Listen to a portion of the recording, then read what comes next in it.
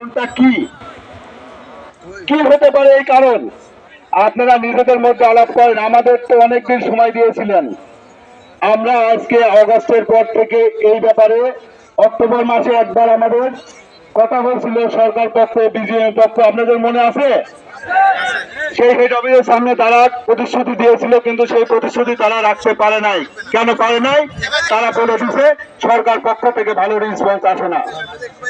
আচ্ছা, যদি তাই না আসে, আমরা ধরি সরকার পক্ষ থেকে রেসপন্স আসে না, সরকার রিসিভার বসাইছে, 11 জন রিসিভার দিছে আমাদের কোম্পানি পরিচালনার জন্য। তারা আসছে এই কোম্পানিটা চালু করা যায় কিভাবে, এখানে সমস্যা কিভাবে ফাইন্ড আউট করার জন্য। আপনাদেরকে এখনো ফাইন্ড আউট করা হয় নাই? তাহলে কেন আমাদের ঘোরাচ্ছেন, ঘোরানি করতেছেন? আচ্ছা, এখান থেকে এখানে আমাদের মূল যারা আছে তারা শুধু থাকবে, এখানে অন্য কেউ থাকবেন না।